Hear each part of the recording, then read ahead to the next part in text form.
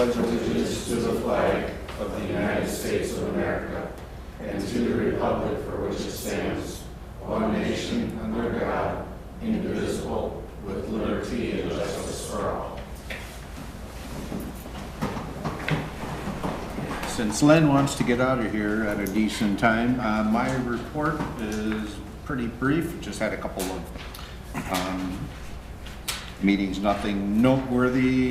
Just a reminder, we will reopen the public hearing at 6:30. That it was in suspension here in regards to the Silver Living Home in the residential area, and we will be going into closed session towards the end of the meeting, and the description of the property to discuss making an offer on is listed on the bottom of the agenda there. And that's my report, other than we are pulling item A out of new business and moving item H, fire department, up to item A. That's my report. Councilmember LeBeau.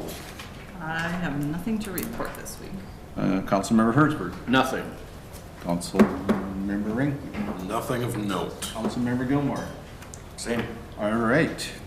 Then we'll have before us one department head report, and that's Mr. Ludwig from the Municipal Liquor Store. Yes, Your Honor. In your council packet are the numbers year-to-date through November. We have one more day to sell, and then it's over. So we're gearing up for a big day tomorrow to make up for the not-so-good weekend. Sales continue to push that 2% mark above last year, and again, a lot of that will hinge on tomorrow as well. So it looks like the weather's going to be on our side. We did our first open house on December 6th from 4 to 7, the same night that Teals does their open house. It was very well attended, and I think I'd like to make an annual event because it went very well. Was very pleased with the turnout. December 8th, we did our yearly audit. We started at 6 a.m. and we opened the store for customers at 3:15. Even though we do cycle counts all year long, this one is where we close the store and count everything at the same time. And our total shrink for the year of product is $291.87 short. So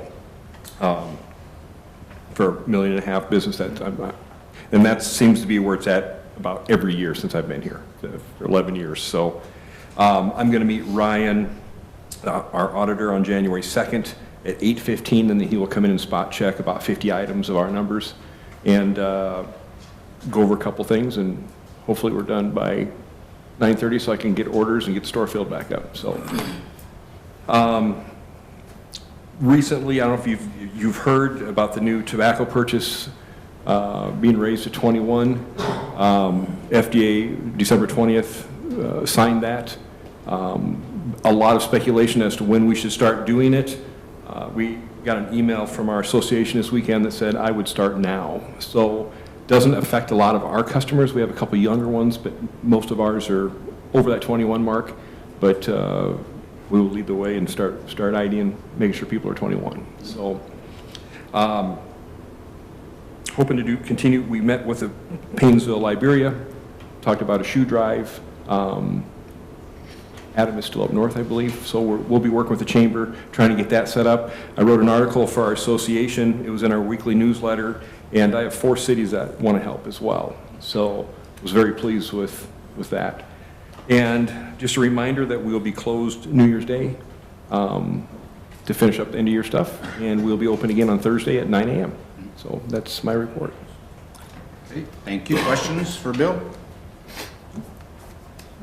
Okay, if not, we'll move on to our consent agenda, which is the minutes of those 2 meetings on page 2, the Public Works Board and Policies and Procedures, and then the vouchers on the update, page 1 here, totaling $416,150.52.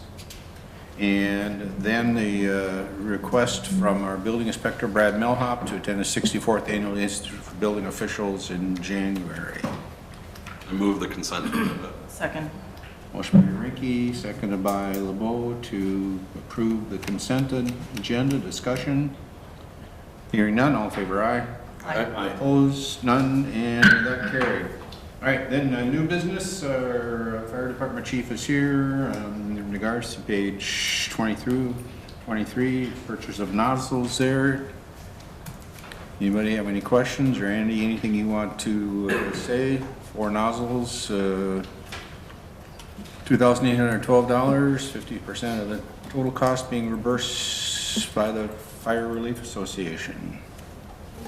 I don't have anything else to add. I mean, I think it's pretty clear there. If you have any questions, I'm happy to answer. I'll move to accept the quote from Hyman in the amount of $2,812 for 4 nozzles with 50% of the total cost being reimbursed to the city from the Painesville Fire Relief Association. Second. Motion by Rinky, seconded by LeBeau to approve the purchase of those nozzles as on the action sheet. Discussion? Is $1,406 coming from where? The Relief Association. Right, where's the other $1,406 coming from? Oh, I'm sorry, that'll be small equipment. Okay, just a question. Thank you. Anything else? All in favor, aye. Aye. Opposed, none, and then that carried. And then the next one is the approval of the cigarette license applications there from those 7 businesses that are listed. The 2 Casey's, Teal's Market, Farmers Union Co-op Oil, City at the Liquor Store, Dollar General, and Quick Trip are the 7. I move to approve the cigarette licenses for 2020 for the businesses listed on the action sheet. I'll Second. second that. Motion by Ricky, seconded by Gilmore to approve the cigarette licenses for 2020 as listed on the action sheet, page 7. Discussion? All in favor, aye. Aye. Opposed? None, and that carried. And the next item is in regards to the irrigation management plan, and Ron and Chuck will give a duet here. Yeah, I can run through the irrigation management plan summary that's in the packet. We're also passing out a map that illustrates the irrigation fields in the system. Basically, there's 13 different pivots that are part of the irrigation system for the wastewater treatment facility, and it compromises approximately 1,187 acres. On the map that's being passed out, you'll see there's some of the properties are highlighted. The highlighted ones are the ones that the city owns, so the city owns those properties. Those properties are located within pivots 17, 20, 15, 14, and then portions of 2 and 3 as well. Overall, the city owns approximately 30% of their irrigation of the land where there's irrigation put on. So, what we did over the last several months is looked at where historically where all the volume of water is being placed, and trying to come up with a plan moving forward so that we're positioning ourselves to be able to effectively manage the irrigation system into the future. The table on the front page of the executive summary sort of gives you an average of, based on each pivot, on where all the treated wastewater is being irrigated. If you look at the averages, you can see pivot 17 stands out that on an average basis over the past 8 years, just about 20% of the wastewater is going onto that field.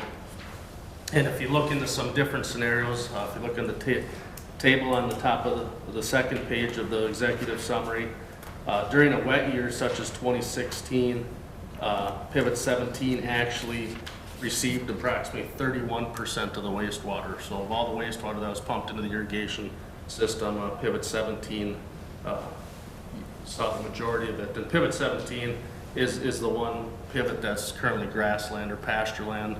The remaining pivots are primarily row crops, so obviously during a wet year, the farmers are not going to want the water, so that's what it causes 17 to take the majority of the water. And actually, it was sort of a good summer to do this study, because in 2019, the data we used in the study went up to 2018. In 2019, we actually 50% of the overall treated wastewater was put on pivot 17, just with the wet conditions. The wet So year. it really magnified some needs in the system. In addition, you look at the dry years, you can see like 2012, pivot 17 actually was not used at all, so there was no irrigation put on pivot 17. So just as we reviewed the data, some of the observations we've already talked about. with Pivot 17 really receiving a vast majority of the water, and it's becoming excessive in the wet years. And also in the wet years, you know, the farmers have been really good in cooperating with the city and getting rid of their water. But really there are some fields that are taking too much water during the wet years, when they look at what the real crop needs are. And other difficulty becomes is, usually it's in the fall of the year when we're trying to get rid of the last of the wastewater that, and they're trying to harvest, that it becomes extremely difficult to get the ponds to those acceptable levels. And then another observation is that even during the dry years, you can get to the point where you have trouble supplying enough water to everybody. So it's sort of a equilibrium in there. So given those different scenarios, if you turn to the third page of the executive summary, we looked at, you know, where should that optimal land area be? So we looked at the two scenarios, and as we looked at historical data and looked at some recommendations from the Stearns County Soil and Water Conservation District, we felt that on a really wet year, most fields can still take 4 inches and not be over irrigated. And in addition, on Pivot 17, that traditionally can take about 20 inches of water of irrigation without being over irrigated. So in a wet scenario, utilizing the 4-inch criteria and the 20-inch on Pivot 17, we could move about 181 million gallons of treated wastewater. However, we had to get rid of that in 2016, 254, so that would leave us with a deficit of about 74 million gallons that we'd still need to get rid of. In a dry year scenario, in order to make sure we give the crops enough water on the row crop fields, we looked at providing at least those fields with 9 inches of water. And in the dry year scenario, 17 would get 0, so no irrigation. So in order to accomplish that, we need to discharge about 260 million gallons of treated wastewater. And that in 2012 in particular, we only discharged about 230, just under 230. So there's actually a little bit of a shortage there. So as we looked at all this information, if you look on page 4 of the irrigation of the executive summary, there's some of the recommendations based on the numbers. When you look at both wet and dry years, we're really about 120 acres short of grassland or pasture land that can take a lot more water and will provide a lot more flexibility than what a row crop scenario would provide. Another conclusion was the city really currently owns 30% of the irrigation land, and some of these leases on the leased land are coming up over the next few years. So just to ensure the long-term viability of the system, optimally, it'd be nice to see a higher percentage of ownership of the land by the city. We want to make sure as some of these leases come up that and I know Ron has talked to several of the farmers already about some of the leases coming up, to make sure that they're going to extend those leases so it doesn't put the city in a bad position where they're pulling out of the leases and not allowing adequate time. Then there's a summary of the different land leases of all the different private land associated with in the system right now and when those lease agreements are up. So based on all this information, I guess we've had several meetings with all the different farmers, property owners in the area, and there's several scenarios that are currently being looked at. We're pretty close, I think, Ron, on some options to come back to the council with as we finalize some of this information.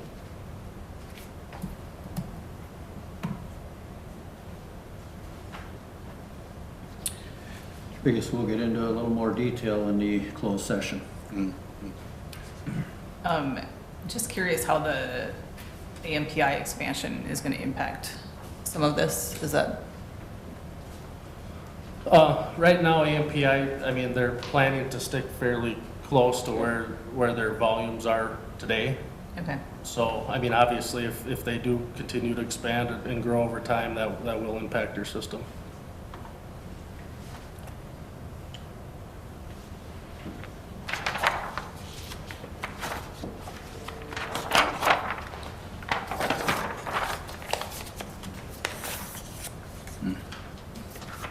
Interesting. Okay, so Right now, this is for information, and we'll get into some more of that later.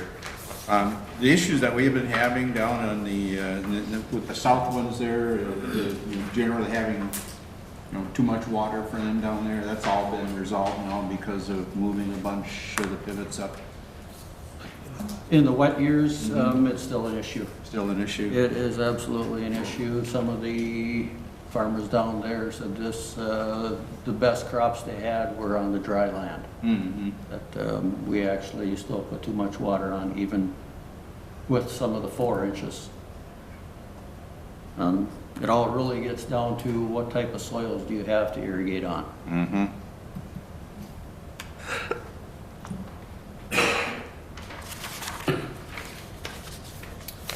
Okay, any other questions on that?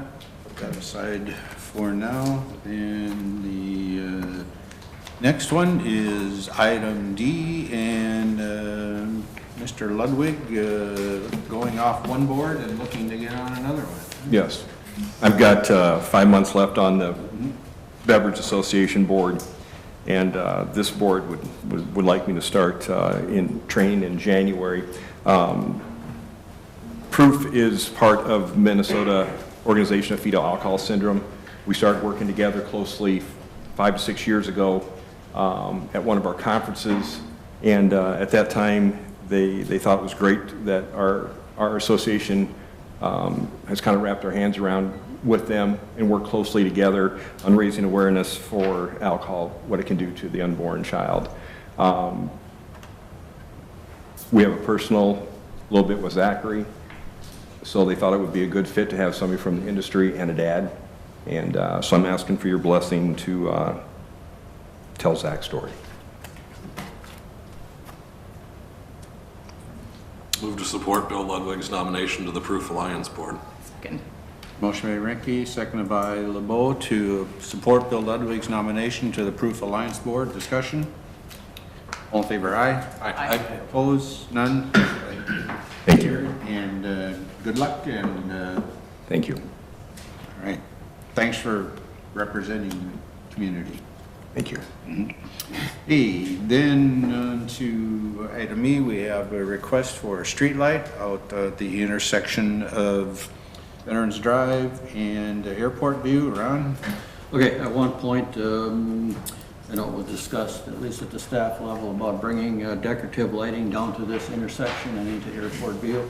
And I just want to make sure that that is not the case. The Public Works Committee reviewed this and had recommended that we just go with the standard streetlight wooden pole, the 65 watt at the $20.91 a month.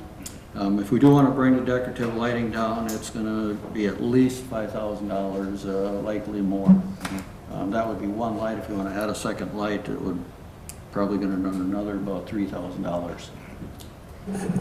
So the recommendation there was just to go with the standard wooden pole. If you look at the Diekman Drive and Veterans Drive, that is a wooden pole there, and likewise at the other intersections. I'll make the motion to install a 65 watt light in the amount of $20.91 per month. I'll second. Motion by Hertzberg, seconded by LeBeau to install a 65 watt light at the amount of $20.91 per month. Discussion? So there's not actually an installation cost or a purchasing cost for that? It's just monthly? That is correct. There is no installation cost. It's just the flat monthly fee. Okay. Anything else? All in favor, aye? Aye. Opposed? None? And that carried. And since it's election year, we got some judges to train. The list there that are willing to be judges. So we're looking for a motion to approve those. I'll make a motion to approve the attendance of Christine Leathers, Stephanie Saraki, Margaret Swanson, Amanda Wirtz, Shelley Bass, Jana Sumwald, and Carolyn Sweeter to the necessary election judge trainings in January 2020. Second. Motion by Gilmore, seconded by Rinke to approve those listed to attend the judge trainings in January. Discussion? All in favor, aye? Aye. Opposed? None, and that carried. And then chief, we've got a one individual that wants to be leaving. Thank you. Yes, Officer Meadows has applied for and received a position with the Medalia Police Department. So he has tendered his resignation to me effective at the beginning of February. He's looking at an opportunity to be able to get back closer to home. We did have an eligibility list that included Dana Kluver and Garrett Okestrom. I did not reach out to Garrett as he is currently a full-time deputy with Stearns County. I did speak with Dana due to some family changes of late. She is not interested in the position anymore, so we would need to reopen the hiring process to replace Officer Meadows. Kind of outlined a tentative, I guess, timeline here for that hiring process. Looking to post to accept applications through the end of January. Looking to conduct first round interviews, which would consist of myself, Ron or Belinda, and a couple area chiefs, either on February 10th, 11th, or 12th. Second round interviews, February 25th, or kind of that week of the 25th, which would consist of the Policy and Procedure Committee and myself. And then we'd be looking to start a background immediately on the top candidate. Background would be tentatively run that first week of March with the psychological and physical exams to follow after that, and then a recommendation hopefully to council by March 23rd.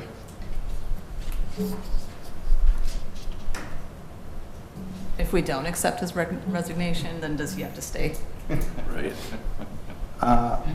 Something tells me he'll just stop showing up to work. I'll make the motion to approve the acceptance of the resignation of Officer Cullen Meadows effective February 3rd, 2020. Second. Nice try there, Alicia. I know. Okay, we have a motion by LeBeau to approve the acceptance of the resignation of Officer Colin Meadows effective February 3rd, 2020. Discussion? Yep. We're gonna have to figure out how we can start keeping officers, because we've been hiring one every year for the last 5-6 years, for sure. And your whole department must have changed over. It has.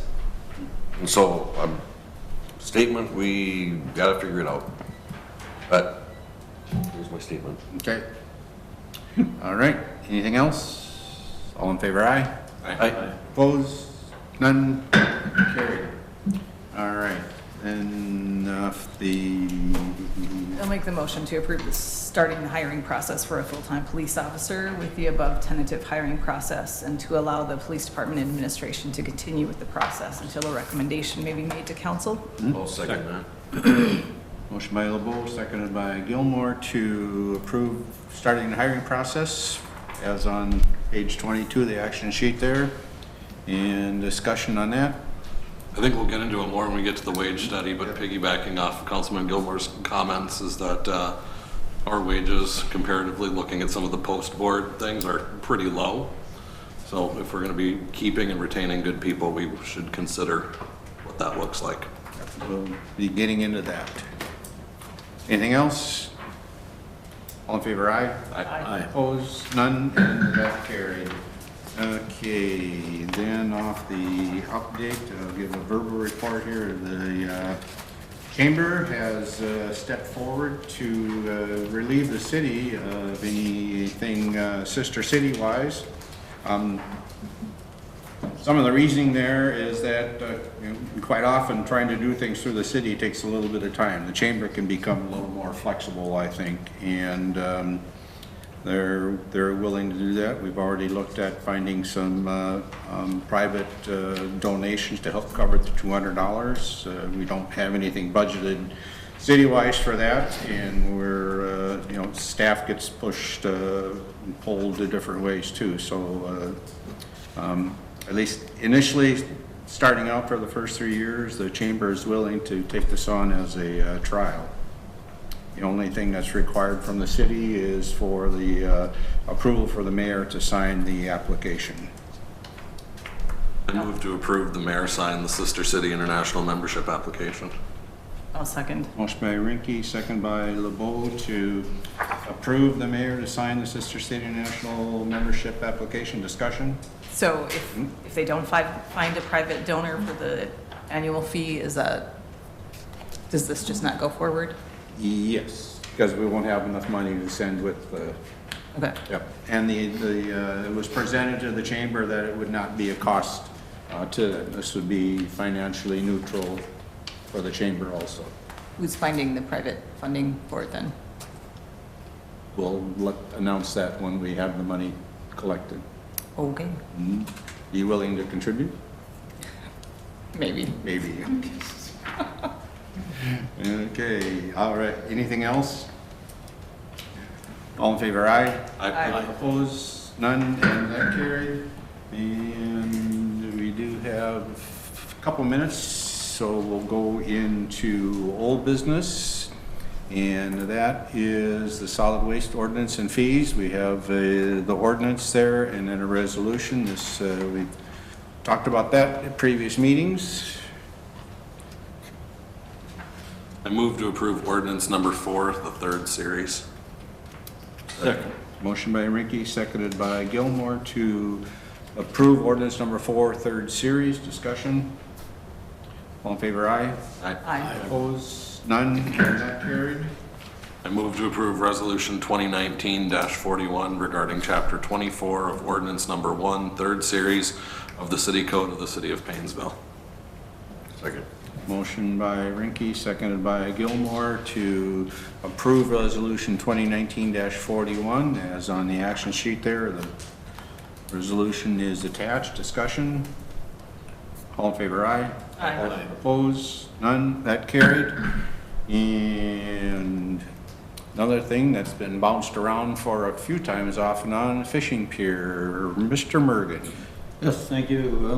I think it was the August of 2018, we did submit a grant to the DNR for a fishing pier out at Veterans Park. I just got a call recently from them noting that they are going to be having some funds.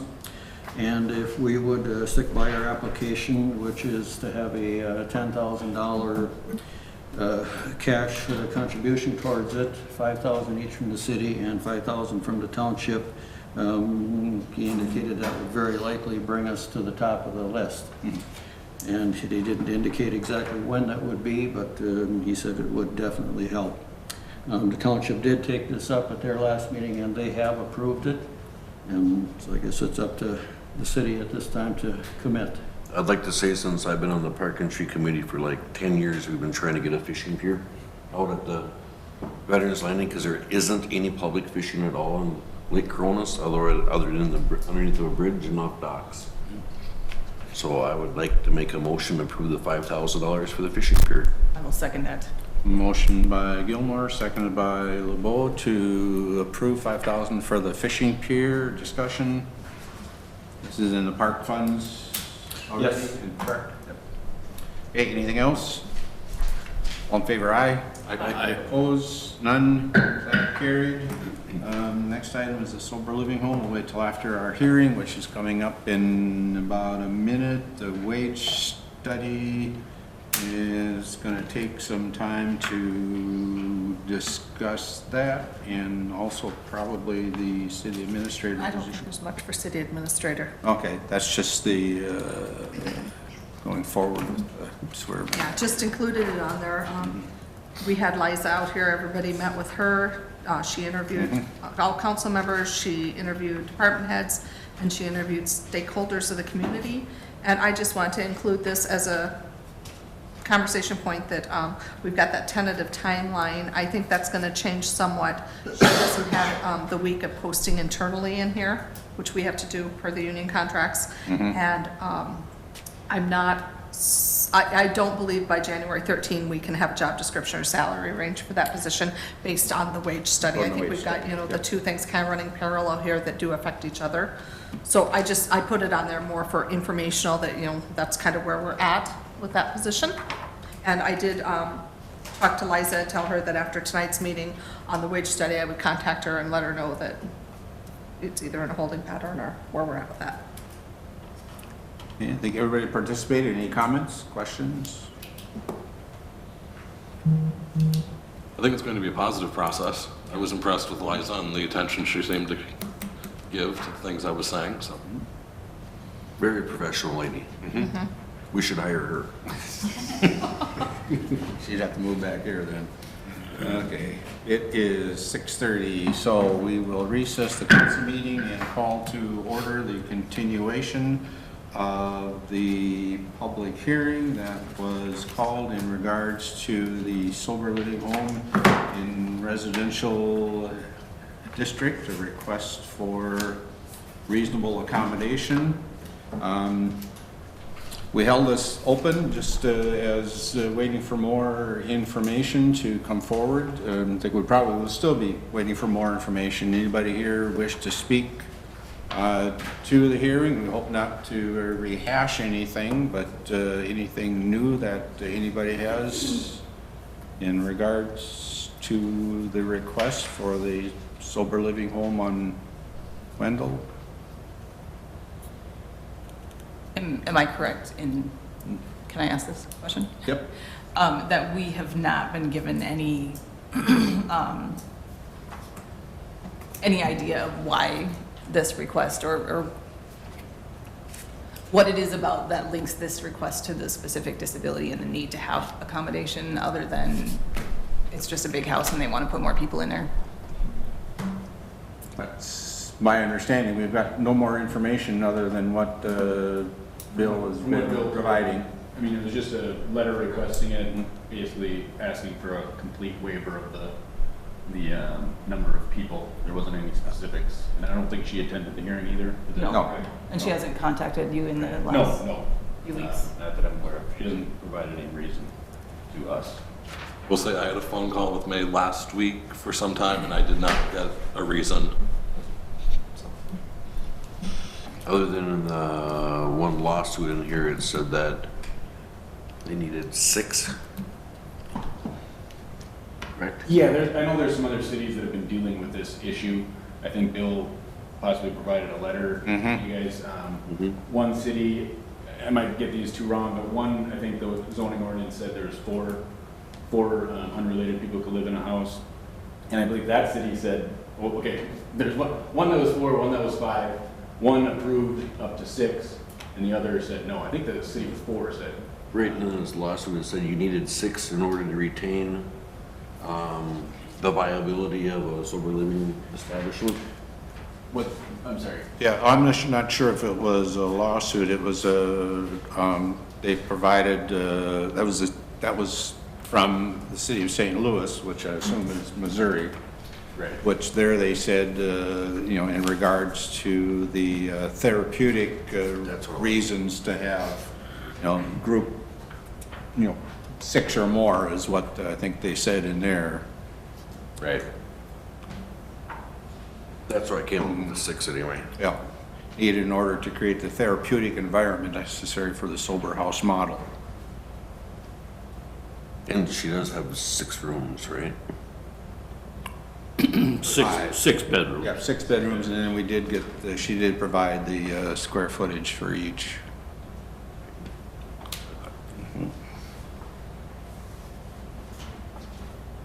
And I think Brad sent an email out saying there's 4 bedrooms on the upper level. Yep.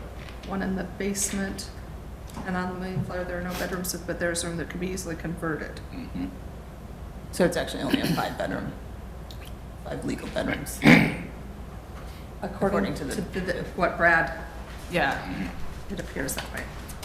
I guess my understanding of, and I'm obviously not an attorney, but my understanding of the ADA and the fair housing stuff is that a person with a disability or somebody acting on behalf of a person with a disability needs to show a clear relationship between the disability and the need for the accommodation, and I feel like we haven't seen that. So it's hard for me to even really consider granting an accommodation, when I don't see, I mean, I feel like what they're asking for is to allow people to live in this home, and they're asking us to make an exception that would actually provide them not equal opportunity to use and enjoy a dwelling, but actually greater opportunity to use and enjoy that dwelling. And so that's kind of where I'm at with it right at this moment. Just to clarify a little bit, you said that they need to show a clear correlation between why it's having an effect on them. Probably not saying it word for word, but there has to be, they just need to show that there's a disparate impact, which is more, it can be an unintentional discrimination is kind of how it works. So you're not, the zoning ordinance isn't on its face discriminatory. Right. But, what they should show is that there's a discriminatory effect. So because you're only allowing 5 people in this home, is that having a discriminatory effect on these individuals? But in this situation, I don't know that there was ever anything clear in the record on that besides, I think Jeff read her letter into the record. And I think her argument that she used in that letter had more to do with the conditional use that we granted to the other sober living establishment, which was in the commercially zoned downtown district versus the R1. And I feel like, according to our zoning ordinances, when you buy a home in an R1 zoned district, you don't expect that somebody's going to open up basically what kind of boils down to a boarding house next door to you and just put as many people in there as they want. I don't really think that I don't know how you worded it in here, but how do you word that?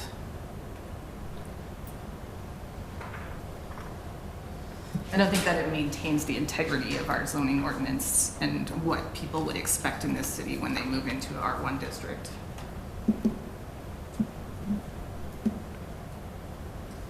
So Eric, what you had just stated, is it, can I maybe paraphrase or maybe understand it, that since we allow 5, that if the request is for 6 or more, it could be construed as discrimination because our zoning does allow 5?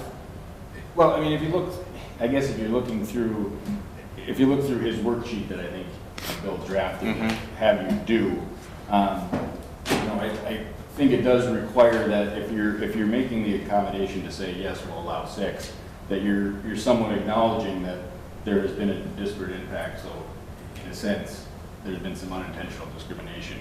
I think that's part of the conclusion. If you would say, yes, we need to make an accommodation, that that's acknowledging that there's been some sort of disparate impact. Eric, do you know what, if any, precedential effect the prior waiver in the commercial district might have on this? I do not. I don't think that, and I'm not, I haven't been working on this as much as Bill has, but those are 2 different, they're completely 2 different zoning classifications, so I don't see how that has any effect. I mean, that's definitely a different scenario. I think it's also important to note that, I don't know how much it factors in, but the one was a nonprofit and the other is a for-profit business. And to me, that there are some differences there as well. There should be no difference because they're doing the same thing. But somebody's making money off of the home in a residential district. It's a for-profit business. It's not a nonprofit business. So if you have a rental, then you're wrong? No, if you have a rental, you still need to abide by our zoning ordinances. But they're making money. Yes, but in a R1, it's a single or 2-family dwelling. So you can have 2 families in there. Profit has anything to do with it, but that's your opinion, that's great. Well, the thing that it has to do with is that basically what my understanding of this request is that somebody wants opportunity to put as many people into that home as they deem appropriate without the city having any say in it. And there are people in this world that would take advantage of that as a means to make profit. But nonprofits are allowed to make a profit also. Correct. Yeah, I don't think that the difference, I mean, who's owning the property, I don't think that ultimately makes a difference on this issue. It basically affects how they're funded, correct? If they, a nonprofit is eligible for, like say, gambling funds and that type of thing, whereas a for-profit, they have to get their money elsewhere. So basically, if we say we want to stay with 5, we can be discriminatory, and if we give them a number of 6, we could also become discriminatory, correct? What, I mean, yeah, depending on how. I mean, it's not like a no-win here. It is a no-win. I think that was, we were kind of told on the front end. Yeah, I mean, there's a lot of uncertainty in this specific issue across the country, really. It's not, the two circumstances that I think Bill talked about in his letter in Minnesota, I think they're both going through an appeal process. We won't know if it goes to the Supreme Court of Minnesota or how it ends up. We don't know how it's gonna be treated moving forward. So you are kind of in a position of, you just gotta make a decision based on what the information that you have and how you think, So would it be would it be a safe bet, in your opinion, if she has 6 bedrooms and say 6? Because we're basing the fact on that you have 6 bedrooms and on the fact that other people said you needed 6 for a therapeutic, would we be safe? well, There's probably no such thing as safe. From my understanding is that the request has no limit. Right. So my assumption is just that regardless of what number, if you say no, we're not gonna, we don't think we need to make any sort of accommodation, it's probably gonna be an issue. If you say 6, it might still be an issue because ultimately, I don't know, they might want 13, I'm really not sure. But if you work through the worksheet, based on what I'm hearing, and you say, we don't believe there's that she's met the burden, I don't know that anything's really been put on the record to say why the accommodation needs to be made, then that's, I guess, what you do. So, and then based on what you said earlier, if we make an adjustment and say she can put 6 in there, to some degree, we're acknowledging that there has been some level of discrimination. And I think that does sound worse when you say you're acknowledging that there's been discrimination. It's just. I know, but that's basically what it is, right? It's disparate impact is the real term, and it's just saying that our zoning ordinance has a unintentional consequence of hurting this group, and if this group is people in a sober living environment that needs to have a group home, and then they're going to be unrelated. It's not necessarily you're acknowledging that we've been discriminating. It's just saying we can make this as a reasonable accommodation.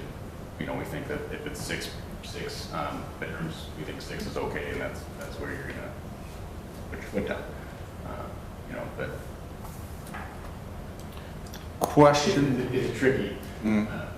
Question on, in Bill's finding of facts here, he refers to that there are 6 bedrooms, and when Brad went through, he said that there were 5, and I guess, the definition of a bedroom is kind of up for, interpretation, also, because, I've seen houses where it's been a sitting room that's been turned into a bedroom, or vice versa. So does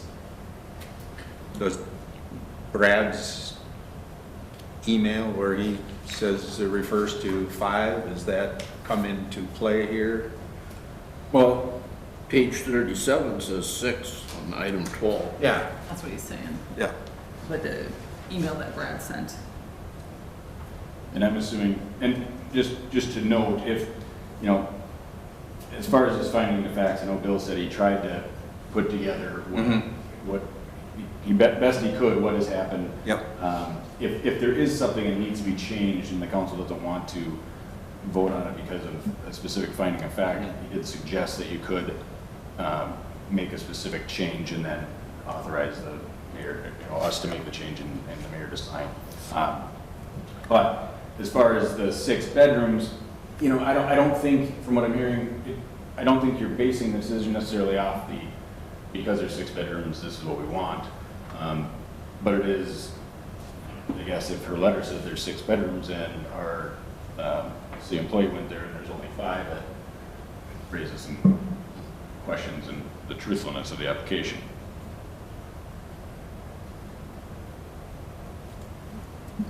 My concern is that I can support a variance, and I can assume a number of reasons why a reasonable accommodation would be necessary, but those are all assumptions, and I don't know anything specific to this particular property. And I can see a reasonable scenario why 5 would be appropriate, or why 6 would be appropriate, or 13, but we don't know why for this particular property in excess of 13 is appropriate. And that was a question I was hoping that May would have answered between last meeting and today. Because I think without knowing why that accommodation is necessary, and I don't need to get into the specifics, but I mean, I think just an affirmation by the owner of this property that X number of patients is what's necessary to be financially viable would have been enough. I don't care about the particular finances, but just a statement. Here we have nothing, and as much as I want to support this, I'm forced to say no because we don't have the information to justify why it's reasonable for this specific property. I agree with you, Sean. Regardless of my personal feelings about this topic, we have not been given enough information to justify making any accommodation, as far as I can tell. The one thing that kind of stands out in my mind is, the financial viability, and if there are financial reasons, then it should be, and Jennifer, maybe you can help me by thinking here too, is that then it should be a conditional use application rather than, a request for reasonable accommodation. If it's financial viability, then it starts my mind thinking that this is a business, regardless of whether or not it's for profit or not for profit. Well, then we open up a whole other issue with running a business in a residential district, which, again, we don't allow. So it would actually be a variance on the use of the structure. So that would be a whole other But if issue. that's Running what, this business on a residential right, and if that's what they're after, then they should go through the process that we have in place for that and not try to use some kind of backdoor.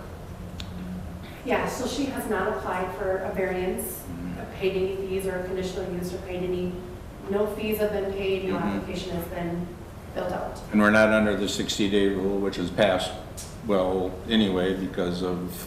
We are not, she has not asked for any rezoning or anything like that. And I would say, under my understanding of the ADA, she probably doesn't have to. I see why there would be an argument for that approach, but I would say that the way she's done it is probably appropriate.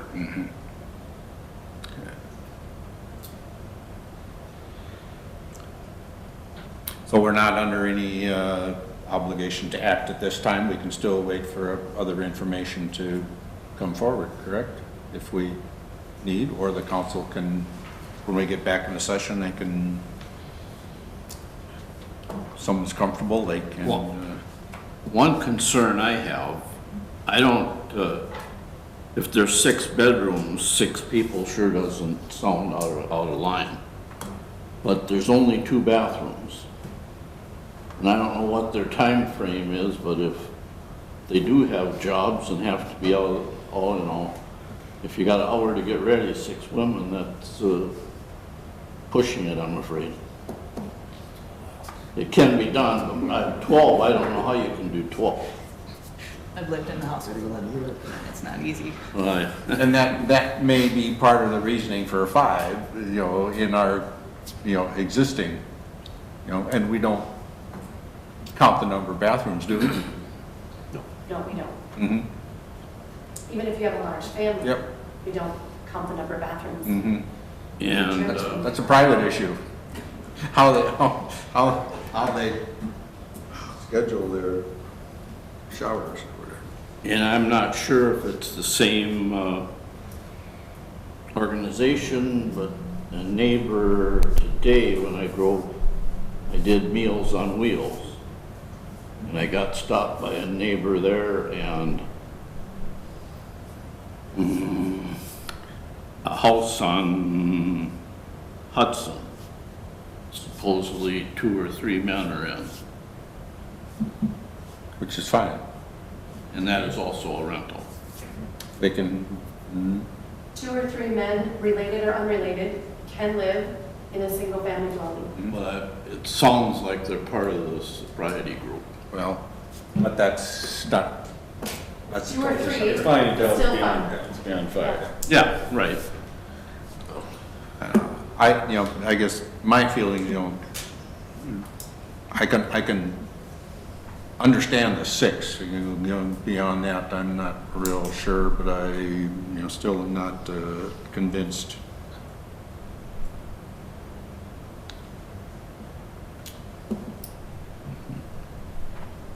So what's our, if we go with 6, we could be sued? Well, If we go with 10, we could be sued. If, right now, the request is unlimited. well, and I'm not sure if that's our driving factor. No, I don't think that can be, Yeah, our driving factor as to whether or not you to, could grant it, you could deny it either way. I mean, you never know if somebody's gonna sue you, but I think in this situation, at this time, based on what I'm hearing, it seems like the council doesn't have enough information, or you're seeking to know more about what is the accommodation or why is the accommodation necessary, and the person who applied hasn't been here to supply that information. I think that's part of the. But won't we have a pretty good leg to stand on in any kind of court if we made accommodation up to 6 based on the 6 bedrooms? My concern with doing that is that by making any type of an accommodation, we recognize that a reasonable accommodation is necessary. And if we recognize that some type of an accommodation is necessary, then how do we justify 6? I get it's a bedroom, but we don't entirely know for certain that there are 6 bedrooms. So I mean, I think that could potentially open up for a snowball avalanche effect. And I don't think it'd be as much as an avalanche effect unless if you denied it.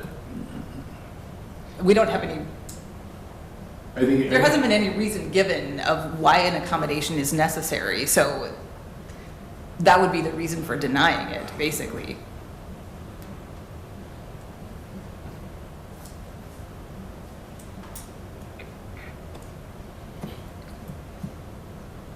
right?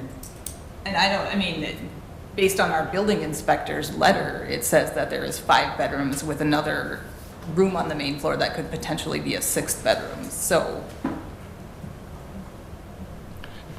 And it looks like last time he was in there was in September. He was only in there the one time, so I suppose that could have been converted. Because if they didn't do anything that required a building permit. And if you have a 2-bedroom, No, if you have a 2-bedroom home, you can still have 5 people in there, so that's kind of immaterial as to the number of bedrooms. Right, the bedrooms shouldn't really be an issue. Yeah.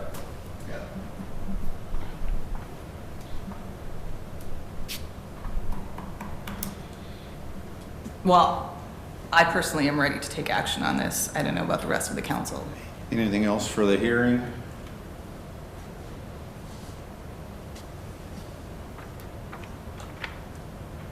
Okay, if not, we will close the hearing and reopen the council meeting. And we are on item C, sober living home in residential district on page 35. Do we need to go through the finding of fact before we have a motion? They are, let's see here. There are several listed on here, 13 of them. On pages 36 and 37, we don't have to read through each one of those. They are part of the record there.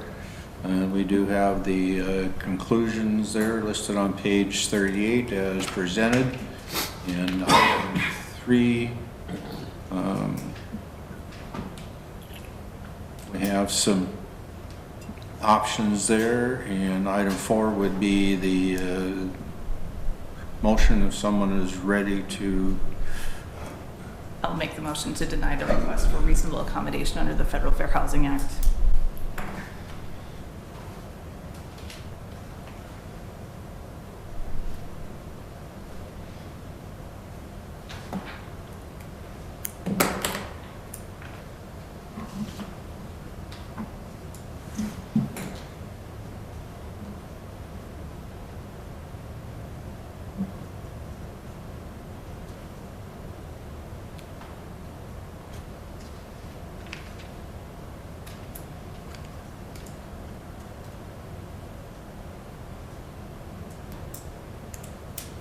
Is there a second?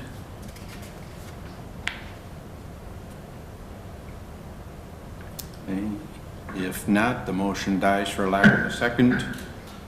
I would move to table this issue until our next regularly scheduled meeting to allow Ms. Moore Rogers one final chance to provide us with the necessary information that we've discussed.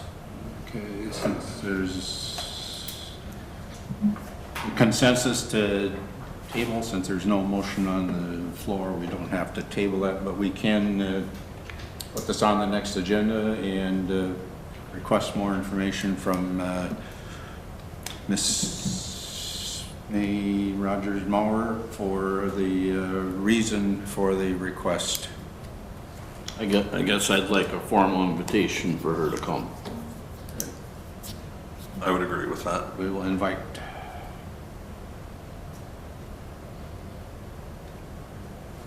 Didn't she send an email stating the reasons why she won't come? Yeah, I believe she did.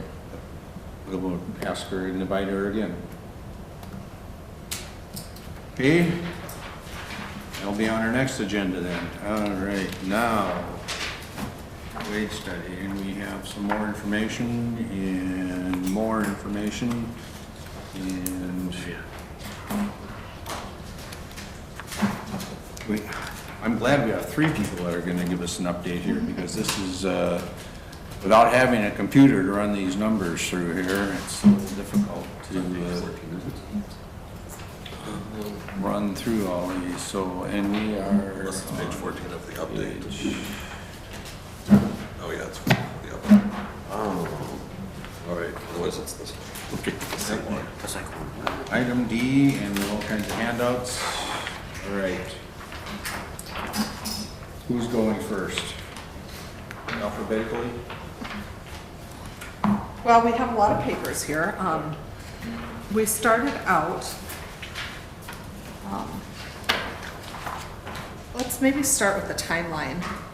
Jen and I tried to put together a timeline today because it's drawn out, it's been going on quite a while.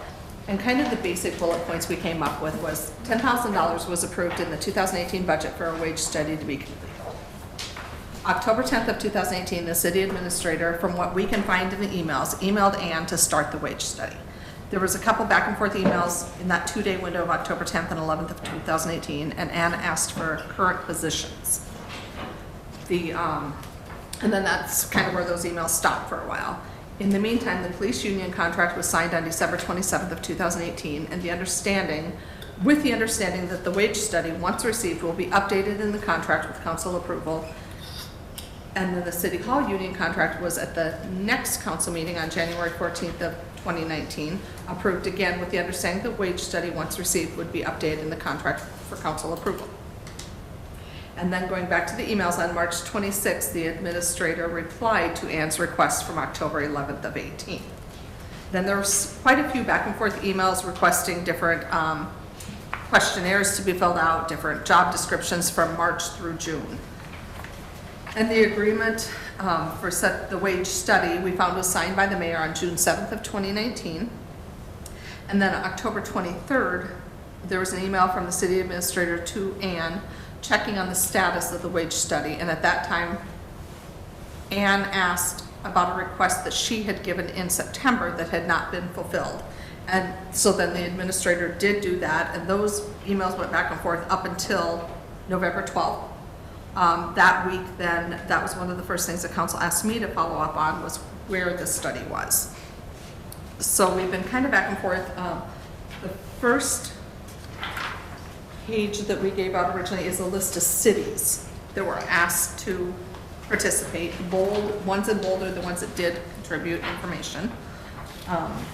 That is the same list, it sounds like, that they used the last time there's a wage study. And then if you go to page A1, this is the salary survey that kind of shows the particular positions we have, the percentage off that we are from the medium,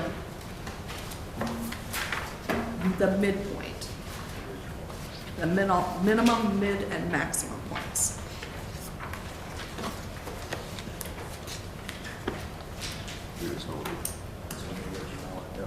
And this is the first study Ann did. On this first study, let's see, the next page, A2, is the pointing of the pay scale. And this is an updated pay scale. She said ours runs lower than the market. It was outdated, so she put in the current pay scale. And this would be the 2019 wages. And then we've got the positions, the pointing of the positions compared to others, and then Haynesville. And then A5 kind of starts with the individual employees.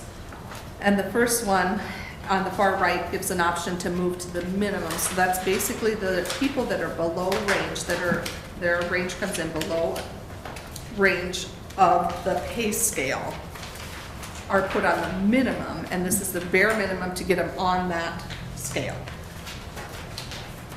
We did find some errors in this. There's a couple years of service that were wrong. Jennifer Welling as administrative assistant is listed at 3 years. She has been in that position for 14 years. And Tom Fred, listed as police officer for 0 years, has been at that position for 3 years.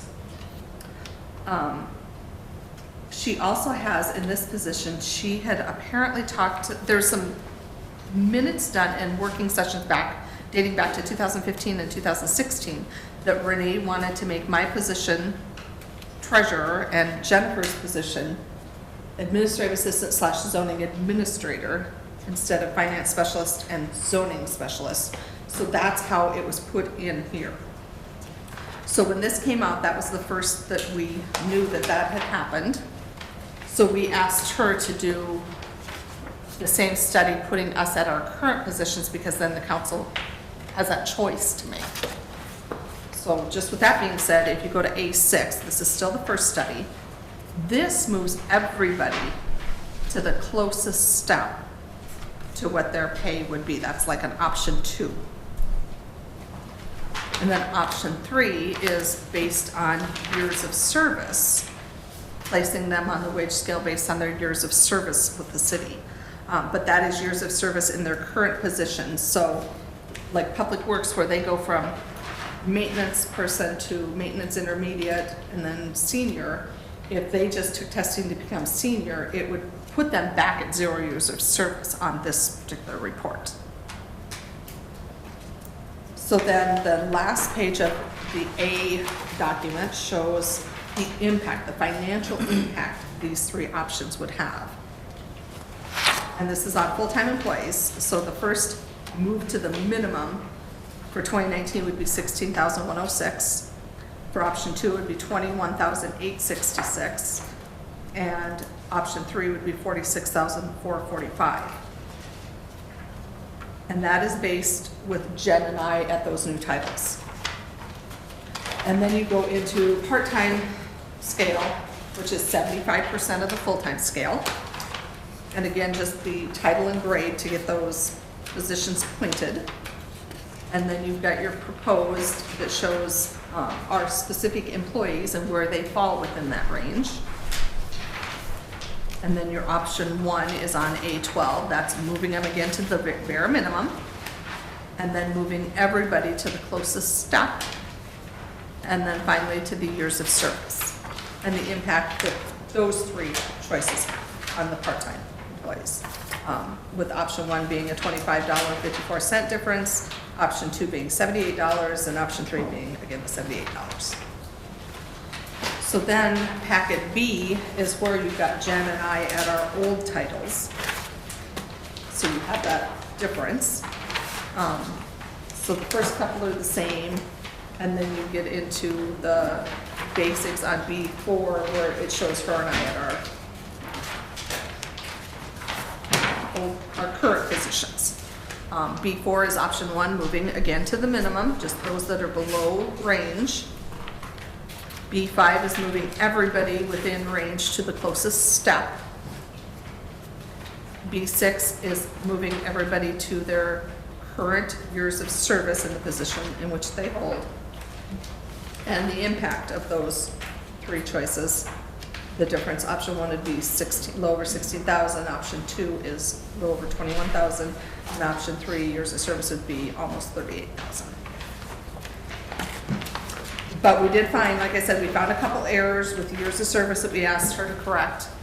And then the department heads also had asked that she do a option that's like closest to the current step the employees are at.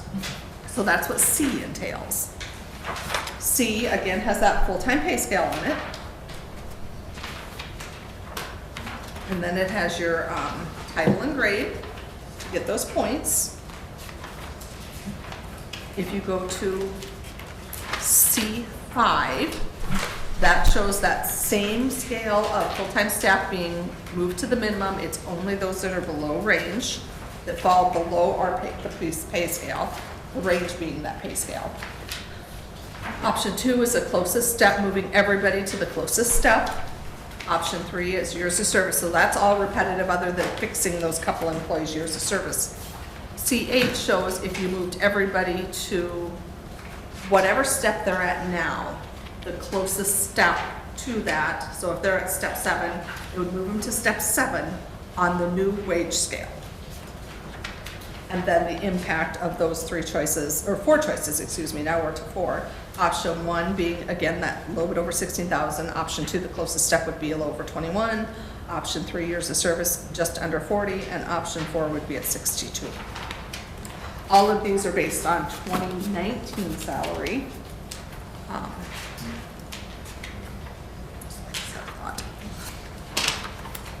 Now, is there a pay increase for 2020? There is 2.5%, and that is Not on. figured in.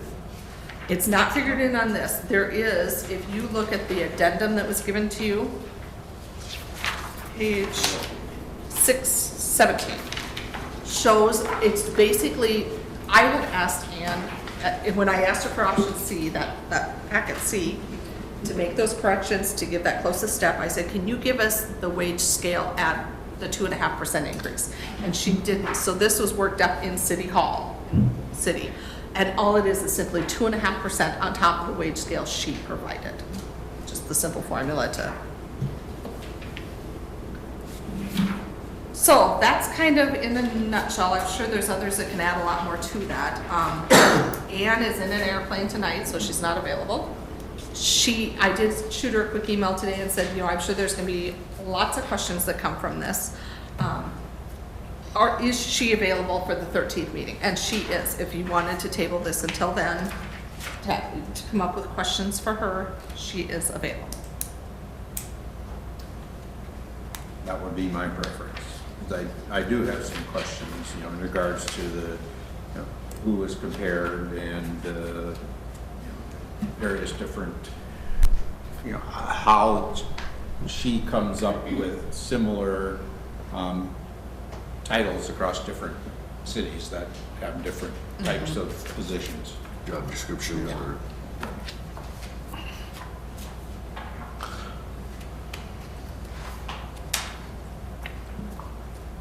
and where I came in on the very tail end. This is all just in my conversations with Ann. And she was given, you know, the question was asked what she was given to start this process, and she was given the safe scale. And where everybody fit on it. So Belinda, as I understand this, C1 is our pay scale updated to current market average rates. Yes, she did not even use ours because it was up, basically. So then if we look then at C8, that would be taking all of our employees at the steps they're currently at, but upgrading their pay to what she calculated as the market rate on C1. Correct. And that would be on the 2019. Right. So then if you were to do that in 2020, you would have a 2.5% increase on that based on the union contracts.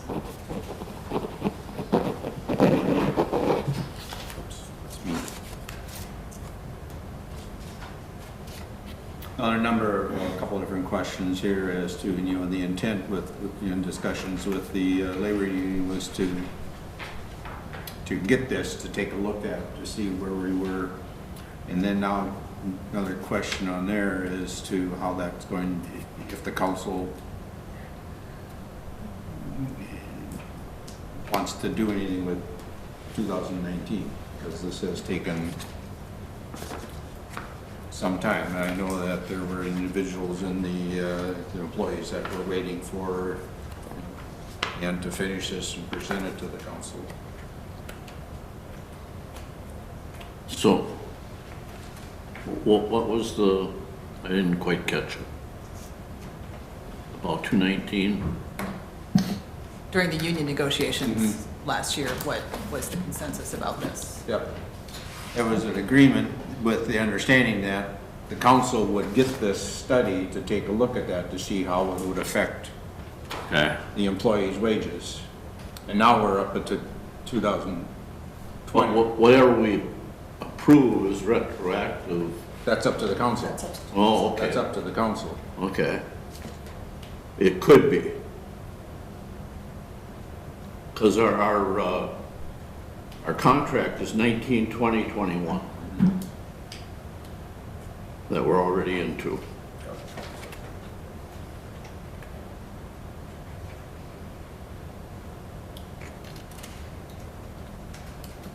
I agree that I think we should table this, but my concern is that if we're hiring a new police officer, I took a look at the post board descriptions for things that are available, and I, of course, left the sheets at home. But wages for police officers around the state seem to be averaging about 24 bucks an hour for cities around our size. And right now we're at 20, and I think this might bring us to 21. I think if we're going to keep people for longer than a year, and if we're going to attract good people, we may need to go above what this wage study even says and go to that $23 or $24 mark.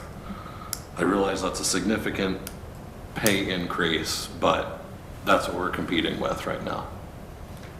It's not just police, it's across the board. You go to, you got a 10% over here already, you got 2.5%, that 12.5%. I bet you'd be real close. Yeah, and it is across the board because of the points that are, you know, for each job description. So if you start pushing one point range up, you're gonna start pushing the rest of them too. And I did talk to Angie from the union to see how all of that fit into this. And I said, you know, the main things the council, I think, has to decide in my mind is Jen and I's titles.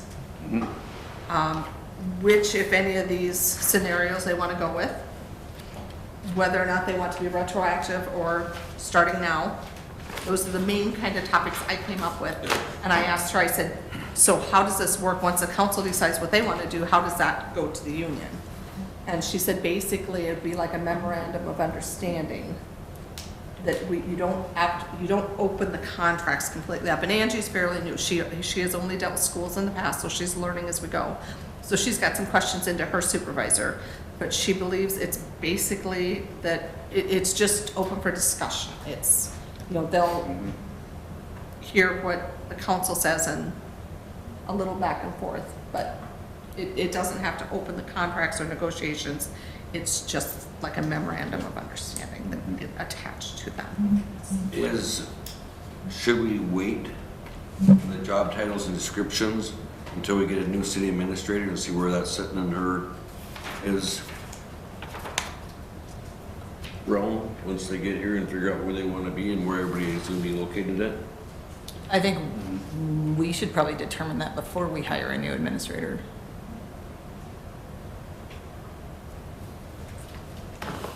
Would it be appropriate to have a labor board meeting with the union rep to discuss this? Appropriate to Meet with the labor. To meet with the labor board, the labor negotiation board, meet with the union rep? I would like to meet with Ann first to get more information on here before we open up discussions with the labor union. That's my feeling anyway. No, that's the, Okay. And the biggest changes this would have, that would slow down the administrator is the positions of treasurer and zoning administrator. If they were to come out of the administrator's job description, then that changes that, and that's where that holds that up.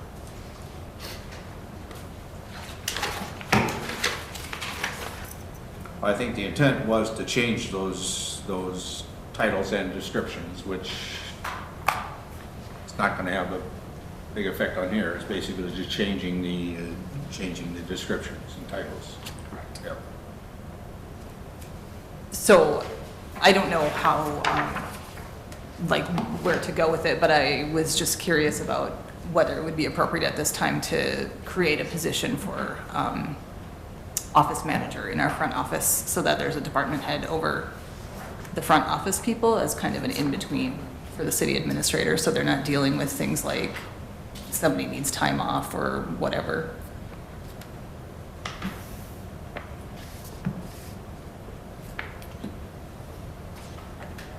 But it seems like if we're going to be going through all of this and changing job descriptions, that it might be a good time to talk about that.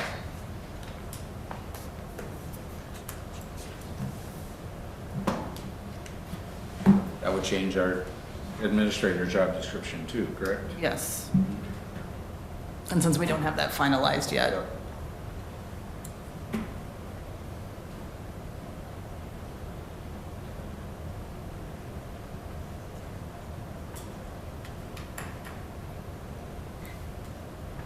And with all this being said, pay equity is done every 2 or 3 years, I believe. And this is the year we do it, January, and Ann will be helping with that. But that's just another piece of the puzzle here.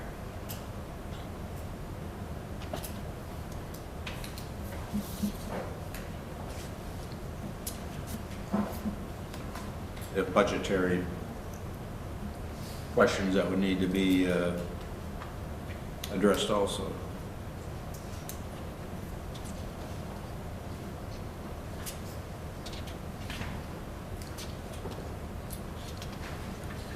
Linda, I know you had absolutely nothing else to do today, but I'd emailed you about maybe running this against payroll to make sure that that was accurate. I couldn't today because Stephanie was working in payroll. Yeah, no, that's fine. And if you have someone else in there, when she's trying to cut things, it can mess it up, so I didn't want to interfere with her process, especially with the holiday this week.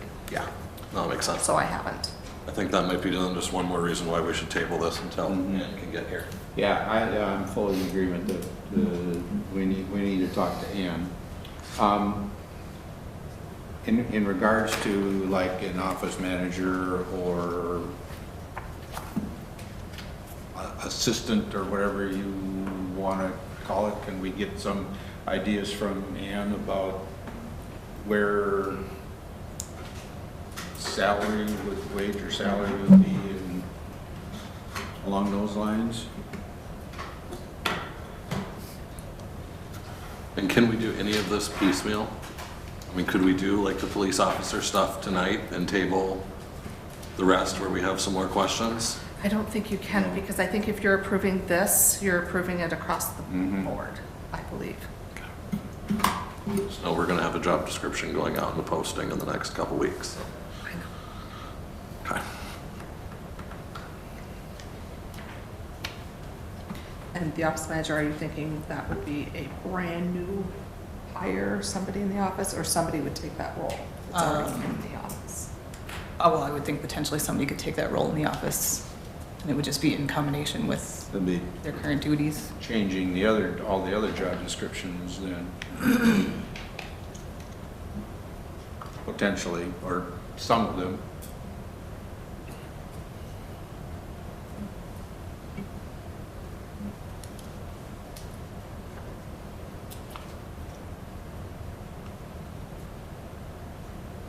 Then the hiring process, see, what are we at here for the, what's the points for police officer? So grade 9. Grade 9. Well, right now, we're in that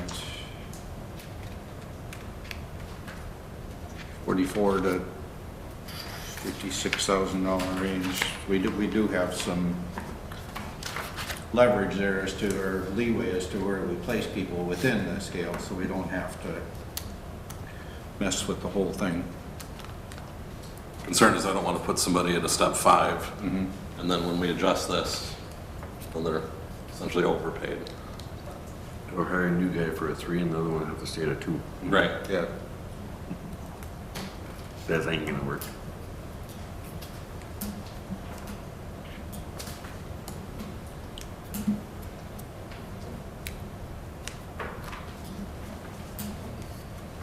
On an unrelated note, are we okay with only 9 steps, or should we be building in more? That I don't know. Okay. Ron, you might be a better answer to that. Previously, we were at 7. For us. And we had people topping out fairly early. We go to the military, it's at 20. Yeah. Okay, so we're gonna have Ann, ask her to come to our, I will ask her to come and go over it a little more. you got Just some want like a questions for salary her range too. if that Yep. were added to somebody's job Yep. description.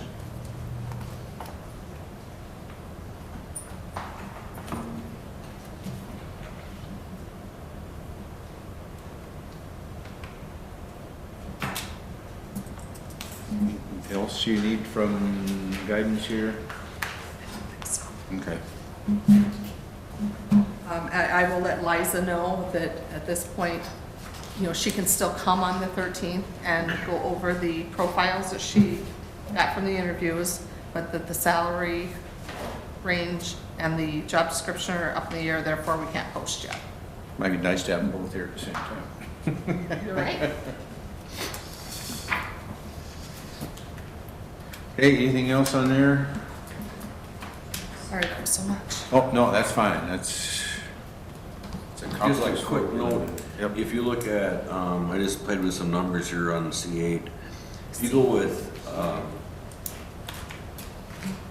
$50,000 and then you go with the 2.5% they're going to be getting already in 2020, that's about 60 cents an hour. Now, if you go with your, included in your step, a 10% plus your 2.5%, that person this year would get a $3 an hour raise on an average of 50,000. Just some numbers to put in your head. So that's a pretty substantial raise, $3 an hour, regardless if you make 50 or you make 40 or you make 30. So when you look at the numbers, you always have to add that 2.5% right off the bat. Yeah, it's a substantial raise, but that also means it's potentially a substantial underpayment of the work that they're doing.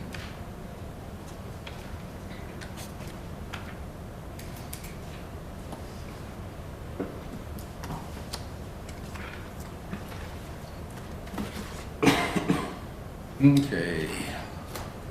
Oh, then we have our informational, which we have the liquor store report that Bill had referred to, the League of Minnesota Cities, educational ones coming up here. Let Belinda know which you can attend if you would like to attend either of those. The West Central Sanitation report from the library. Interesting, since we are looking at our library and its capacity and what? One, there's a question on the library. Yep. Yes, being the downtown, let's talk about a possible new library. Would you like somebody from the Great River Regional System in here to give an update on that report? And Sure. Be fine. okay, I will make it happen. Okay. I know you can. Okay, we got the November reports, the January, February meeting schedules, and the notice from Northern Natural Gas that they're doing an expansion project, which affects just outside of us here, the Painesville Branch Line Loop.